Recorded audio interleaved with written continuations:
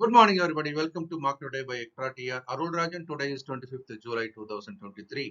இப்போதைய pre-market information பார்க்கலாம்.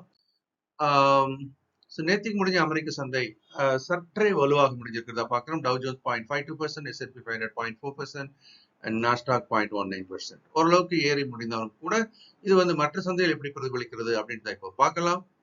ஆசிய சந்தைகள் அப்படின்னு எடுத்துக்கிட்டீங்கன்னா நிக்காய் ஜப்பான் சந்தை மட்டும் ஓரளவுக்கு இறக்கத்துடன் இருக்கிறது. மற்றபடி ஹாங்காங்கோட ஹாங்சாங் ஆகட்டும், சவுத் கொரியா காஸ்பி, சீனாவோட ஷங்காய் தாய்வான் சந்தை எல்லாமே ஓரளவுக்கு இறக்கத்துடன் இருக்கிறது. இதை ஒட்டி நம் சந்தை எப்படி இருக்கலாம் அப்படின்னு பார்க்கலாம்.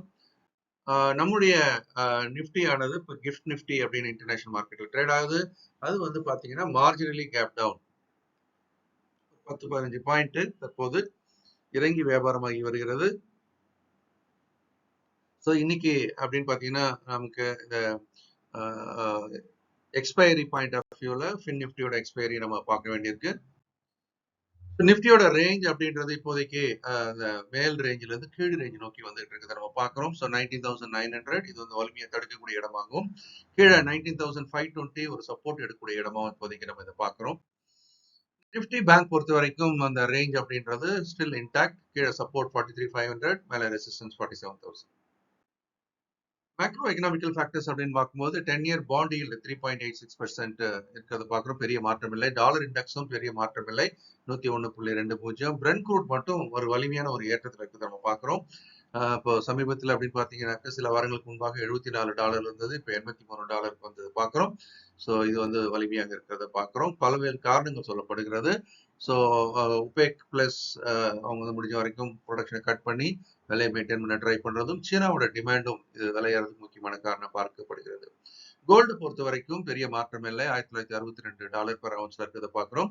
யூஎஸ்டி ஐஎன்ஆர் அப்படின்னு பார்க்கும்போது நம்ம ருப்பி வந்து ஓரளவுக்கு வலிமை பெற்றுக்கொண்டே வருவதை பார்க்கிறோம். சமீபத்தில் 82.56 இருந்தது, மெல்ல மெல்ல இப்போ 81.83 வந்திருக்கிறதையும் நம்ம பார்க்கிறோம். அடுத்து முக்கியமான விஷயங்கள் அப்படின்னு பார்க்கும்போது யூஎஸ் பொறுத்த வரைக்கும் Q1 ரிசல்ட் அப்படின்னு கூடிய Q1 ரிசல்ட் அவங்களை பொறுத்த வரைக்கும் கேலண்டர் இயர் அது. ஸோ இப்போ Q2 ரிசல்ட் வரும் இந்த இடத்துல. ஏப்ரல், மே, ஜூன், ஜனவரி, பிப்ரவரி, மார்ச் Q1, இது வந்து Q2 அவங்களுக்கு. நமக்கு தான் வந்து ஃபினான்ஷியல் இயருக்கு Q1.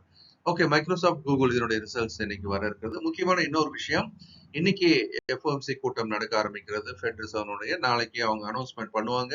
எல்லாருமே 25 பேசிஸ் புள்ளிகள் அளவுக்கு ஏற்றம் இருக்கும் என்பதை நம்புகிறது சந்தை.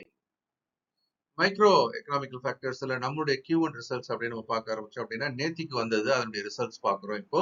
ஸோ நேத்தியோட ரிசல்ட்ஸ்ல அப்படின்னு பார்க்கும்போது டாடா ஸ்டீல் அப்படின்றதுல வந்து ஒரு மிக்ஸ்டு ட்ரெண்ட் இருக்கிறத பார்க்குறோம்.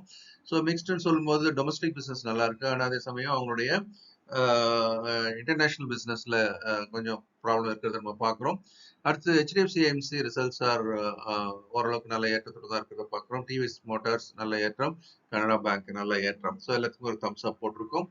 இதற்கு அடுத்து இன்னைக்கு வரக்கூடிய ரிசல்ட்ஸ்ல மிக முக்கியமான நாளும் கூட டாடா மோட்டார்ஸ் வரப்போகுது, பஜாஜ் ஆட்டோ வரப்போகுது, Asian paints and SBI life, இதெல்லாம் கொஞ்சம் இம்பார்ட்டன்டான இன்னைக்கு ரிசல்ட் வரக்கூடிய நிறுவனங்கள். எஃப்ஐஸ் தொடர்ந்து செலரா இருக்கிறாங்க, நம்ம பார்த்துக்கிட்டே வரோம். இப்போ நேற்றுக்கு பெரிய அளவில் ஒன்றும் பண்ணல, ஆனால் 82 கோடிக்கு ஒரு செல்லிங் பார்க்குறோம். ஆனால் அதே சமயம் டிஐஎஸ் வந்து தொடர்ந்து பயிரா இருக்கிறாங்க 934 crores.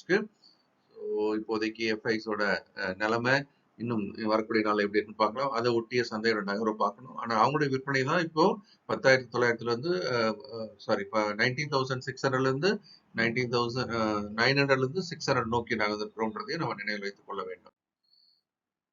ஃபியூச்சர்ஸ் நிஃப்டி லைவா 11 மணிக்கு எக்ட்ரா டிவி தமிழ் சேனல்ல அனலைஸ் பண்றோம். அன்னைக்கான மார்க்கெட் வாய்ப்புகள் அடையாளம் காணப்படுகிறது.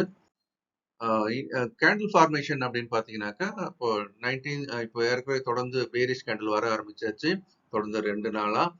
இன்னைக்கு எப்படி இருக்குதுன்றது பார்க்கலாம். இப்போ நடக்கிறது பேர் நம்ம ரீட்ரேஸ்மெண்ட்னு சொல்றோம். 19,600 ரிபவுண்ட் ஆகணும். அது இல்லை அப்படின்னா அடுத்தது கீழ் நோக்கி அது கொஞ்சம் வலிமையாக இறங்கலாம். இந்த வீடியோ உங்களுக்கு பிடிச்சிருக்கும் நம்புறேன். லைக் பண்ணி ஷேர் பண்ணுங்க, உங்க கமெண்ட்ஸையும் வீடியோ கீழே போடுங்க. இந்த நாளும் இனிமையான நாளாக இருக்க என்னுடைய மனமார்ந்த வாழ்த்துக்கள். இந்த வீடியோ உங்களுக்கு பிடிச்சிருக்கும் நம்புறேன். நீங்களும் லைக் பண்ணி ஷேர் பண்ணுங்க, உங்களுடைய கமெண்ட்ஸையும் போடுங்க. இந்த நாளும் இனிமையான நாளாக இருக்க என்னுடைய மனமார்ந்த வாழ்த்துக்கள். இந்த வீடியோ உங்களுக்கு பிடிச்சிருக்கும் நம்புறேன். நீங்களும் லைக் பண்ணி ஷேர் பண்ணுங்க, உங்களுடைய கமெண்ட்ஸையும் போடுங்க. இந்த நாளும் இனிமையான நாளாக இருக்க என்னுடைய மனமார்ந்த வாழ்த்துக்கள்.